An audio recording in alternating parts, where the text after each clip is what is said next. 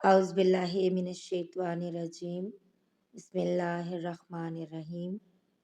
جابر بن عبداللہ رضی اللہ تعالیٰ عنہ سے روایت ہے، وہ کہتے ہیں کہ میں نبی کریم صلی اللہ علیہ وآلہ وسلم کی خدمت میں حاضر ہوا۔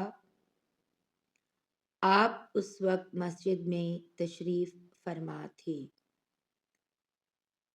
مسار نے کہا، میرا خیال ہے کہ محارب نے چاشت کا وقت بتایا تھا۔ حضور اکرم صلی اللہ علیہ وآلہ وسلم نے فرمایا کہ پہلے 2 رکعت نماز پڑھ، اور میرا حضرت صلی اللہ علیہ وآلہ وسلم پر کچھ قرض تھا جسے آپ نے ادا کیا اور زیادہ ہی دیا۔ صحیح بخاری حدیث نمبر 443۔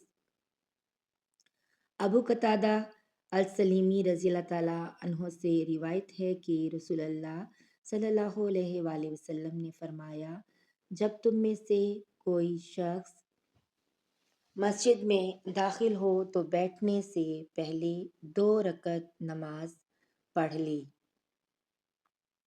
صحیح بخاری حدیث نمبر 444۔ ابو ہریرہ رضی اللہ تعالیٰ عنہ سے روایت ہے کہ رسول اللہ صلی اللہ علیہ وآلہ وسلم نے فرمایا، جب تک تم اپنے مصلے پر جہاں تم نے نماز پڑھی تھی بیٹھے رہو اور ریغ خارج نہ کرو تو ملائکہ تم پر برابر درود بھیجتے رہتے ہیں، کہتے ہیں اے اللہ اس کی مغفرت کیجیے، اے اللہ اس پر رحم کیجیے۔ صحیح بخاری حدیث نمبر 445۔ عبداللہ بن عمر رضی اللہ تعالیٰ عنہ سے روایت ہے کہ نبی کریم صلی اللہ علیہ وآلہ وسلم کے زمانے میں مسجد نبوی کچی اینٹوں سے بنائی گئی تھی۔ اس کی چھت کھجور کی شاخوں کی تھی اور ستون اسی کی کڑیوں کے۔